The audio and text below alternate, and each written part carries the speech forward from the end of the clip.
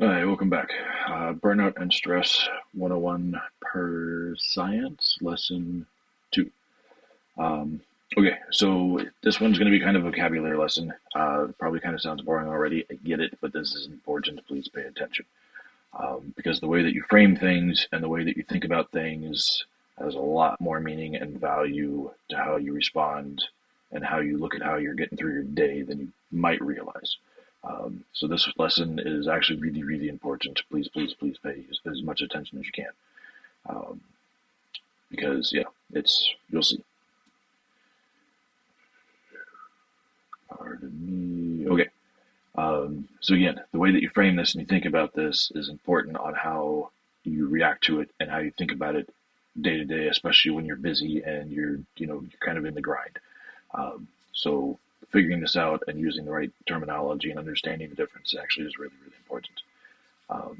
Most people say I'm stressed or I'm burned out, and it's kind of two sides of the same coin in their head, and that's not actually true. Obviously, they're closely related, but they're not the same thing. Like we said, stress is, a small response from your body due to some kind of external force. Your body gets energized, you deal with it, everything calms back down, life goes on. Stress is a biological response to the world. It's natural, it's normal, it's healthy when it's done properly. Burnout is completely different. It's a system overload, it's a system stressor.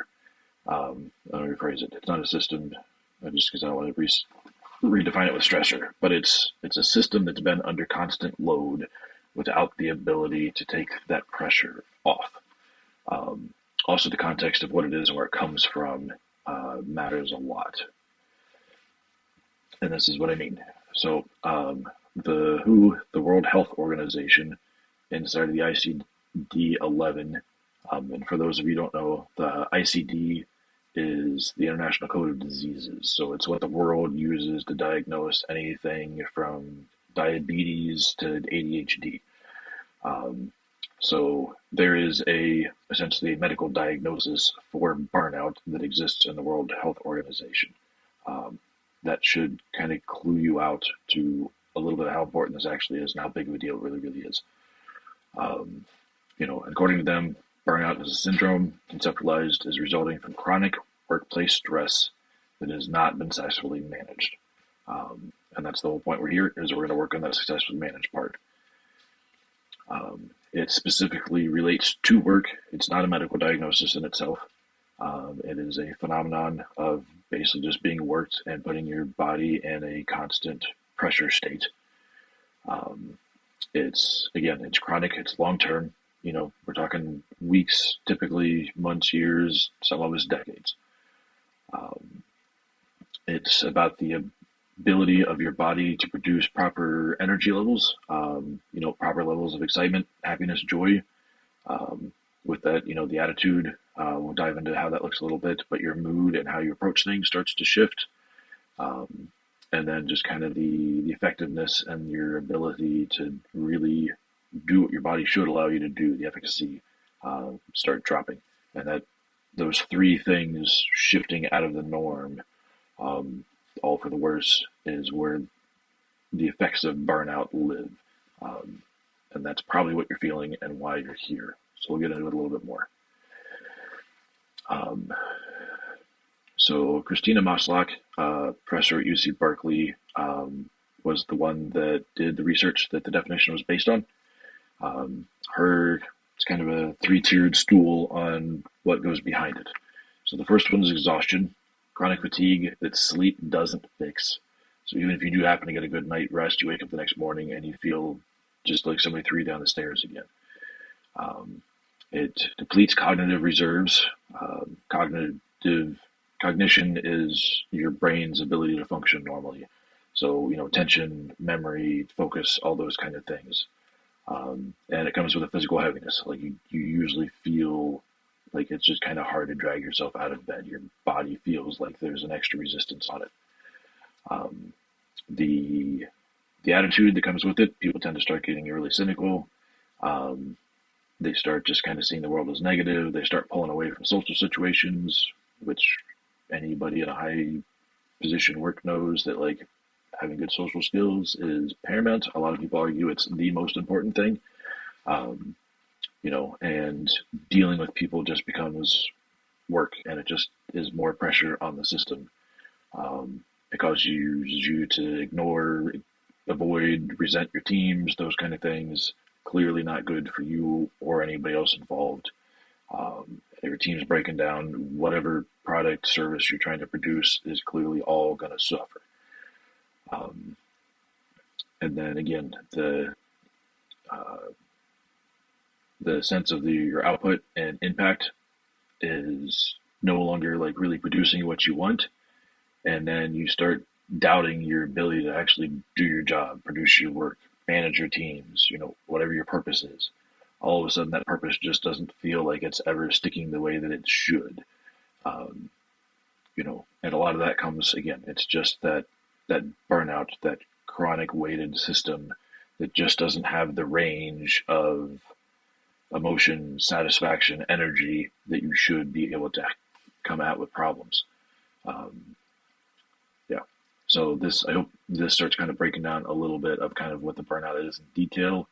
Chances are some of this is kind of hitting a nerve, which is good because it means you're in the right place. Um, so yeah, again, stress is what's coming into the body from reactions from the environment, not inherently bad. Um, again, it happens for minutes. It makes you kind of usually overwhelmed and a little hyper and stuff. But you can take a break, things go away, good meal, breathing, nap, whatever, you go back to normal, the stress goes away. Um, with burnout, that exhaustion and cynicism, and that feeling of nothing being produced works right comes about. It lasts, or it takes a long time to build up, but once it's there, it sticks. People tend to feel empty, disconnected, ineffective at their jobs, ineffective at life, ineffective at being husbands, brothers, sons, fathers. Anything that you do for the world tends to feel hollow and flat and not the way that it should. The fix is recovery with meaning and a systems change. Again, it's about interacting with your biology to be able to flip that off switch on again, because eventually you're going to turn the on switch back on.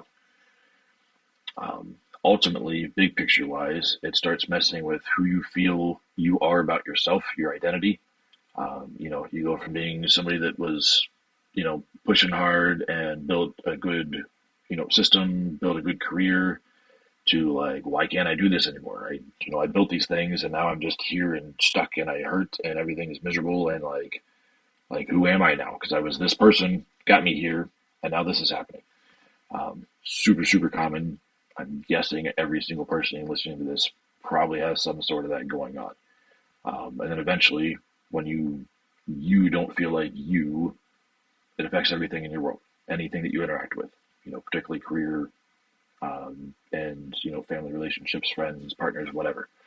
So we'll get into this and we'll find the off switches, I swear. So there's kind of a scale where stress is kind of step one, burnout step two. If burnout gets too heavy, too long, it starts moving into more of a clinical presentation for like therapy, stuff like that, where you're looking into like PTSD and possibly like even trauma stuff, which we'll get into more. So we're just going to kind of analyze those 4 steps just again for proper framework of what they really are. So the burnout part we just talked about, I'm not going to go back into it, but the depression, it's pervasive, leaks into everything. When you're depressed, it touches every aspect of everything that you do, like it or not. Your energy tends to be extremely flat. I don't want to get out of bed. I can't get out of bed. Those kind of things. You can't sleep enough to fix it. You can't take breaks enough. You can't take vacation enough. Like it's at that point, your body is kind of shutting down almost. It causes sadness that just doesn't seem to ever stop or go away. Eventually it'll move into a sense of hopelessness that there's just no way out of it and you're here and this is just the new normal. Not true. And then with that comes what we call anhedonia, which is basically just a sense of, or pardon me, a loss of a sense to feel good about anything. Maybe you had a hobby that you liked.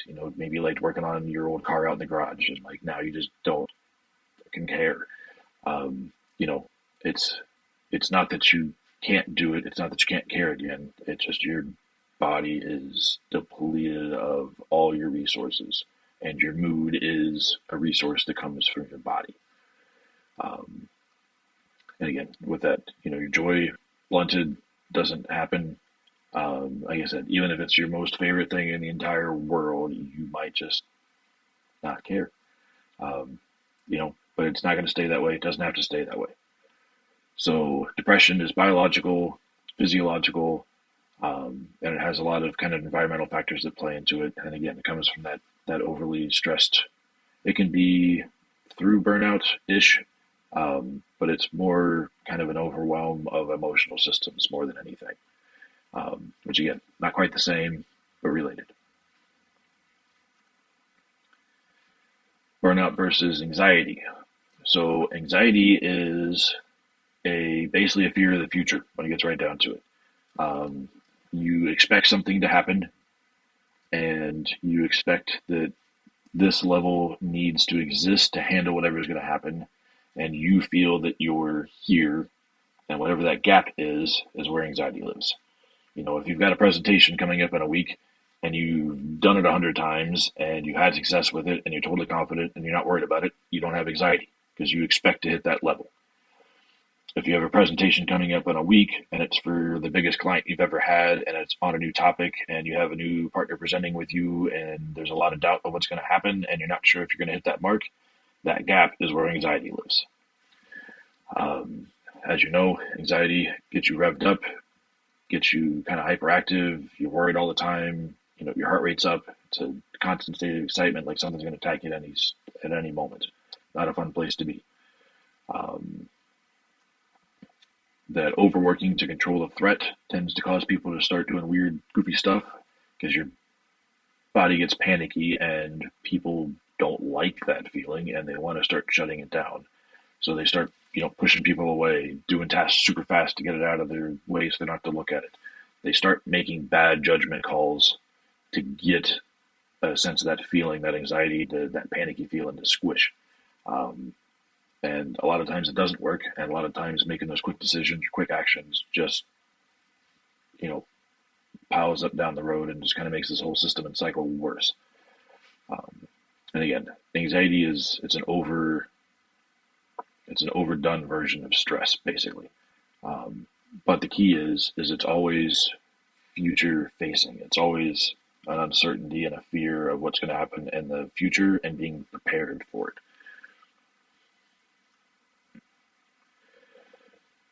So what I mentioned earlier, as we move down this, the kind of the most severe level of all this potentially just, the stress responses, the anxiety responses, and just how your body reacts to kind of handle the overload in healthy or unhealthy ways tends to fall on the trauma side. Um, there's PTSD, which everybody knows as you know, car accidents, terrorist events, war vets, all those kind of things, horrific events, horrific accidents, kind of a short term, but a horrible thing that gets kind of stuck in the body. And we'll get into that a little bit more. But, anything that ends up reminding you of these events tends to turn your system back on. This is where the thoughts come in. This is where the flashbacks come in. This is where the nightmares come in. Is your body is always trying to get this back out. Getting this back out, and if this is ringing a bell as we're getting stuff, reach out, DM me, stuff like that. We'll have a small conversation. But if all this stuff is ringing through, we need to get you into therapy, and there's very effective ways to get this to calm back down. But this is going to be beyond the scope of what we do inside of the debrief. And then with the PTSD, a lot of times people tend to, retract, avoid, turn into a hermit because they just don't want to be triggered and their body kicking off. Your body turns into an unreliable thing that you don't enjoy, which is where a lot of people start reacting really strongly to the world. because they just want their body to rest, and they're afraid that anything at any given time is going to trigger something and make them feel panicky again, which is where the hypervigilance comes into play.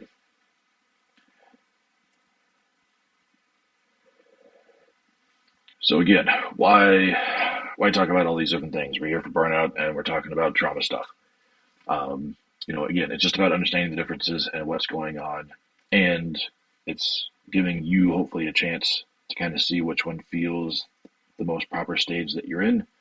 You might be in more than one because they are, again, different. Um, and if you have questions about that, reach out. We'll have that conversation real quick. We'll figure out where you're at, what I can help you with, and here, and what other resources might be needed or helpful for you that's maybe outside of here. But I can help you figure that out and point you in the right direction. But again, so the stress is about that demand. Burnout is about a bad symptom that won't let the stress reside. Depression is a biological response to just being overwhelmed, and it tends to be a chemical imbalance. Um, it's where like antidepressants and stuff can help folks on occasion, but it's an unbalance of chemistry. The serotonin and dopamine and the things that exist in your body that help make you happy and get your mood up, those systems aren't working. And then PTSD, again, is about a specific event. There's also complex PTSD, which is, we'll discuss at a different time. And there's new science and research coming out on what they're starting to call PTSD, which is essentially burnout. Okay, so some different markers for all this. Self-assessments differ by construct, which means they're measuring different things. The MBI is specifically for burnout. PHQ is self-set questions that looks at depression. The GAD-7 is anxiety. These are clinical tools, but they are available also through some of my systems as just kind of markers to check to see where people are at, specifically so that I know if somebody has more severe problems going on that I can help inside of this context. I know how to refer you out, and we can identify that stuff for you. Again, we're not here working on depression or anxiety specifically. This isn't therapy, but it's still good to be aware that those things exist so we can get you the proper help and that we know how to handle that and balance it inside of the context of the burnout that we are working on. Yeah, so just, those different assessments. I've made assessments that are available in here that manage wellness. It's not a clinical tool. It's kind of it's more of a quality of life. It's more of a broader thing. But just kind of, one or two touch points on some of these measures and what they're at. Because I do use some of the clinical tools just for screeners to see if people need more help, so I can help find more involved resources if they need it. And it allows, again, me to help customize those plans and figure out specifically what areas we need to work on or spend more time on for you versus the next person. Okay, so that's that for this one. Up next is kind of a deeper dive on what hardcore stress looks like inside of your brain. I know that sounds super exciting, but again, it's important. Again, all this stuff, it's a lot of information, and I get it. Review this stuff. The community exists so that it's available to you all the time. These lessons are recorded in here, so you can watch them again and again if you needed to. I've spent years and years and years and years at this point studying this stuff, living through this stuff. I understand it very well. You're not going to read all this stuff in, a night and be like, sweet, I got it all, I'm good to go. It's here so that you can find it. It's here so you can come back, a week now, a month now, when you have questions, dive back in, review it. If something doesn't make sense, reach out. If something new pops up on the web and you're trying to figure out how it relates and you're not sure, reach out. We'll have all those conversations. But I will shush for now, and I will see you in the next one.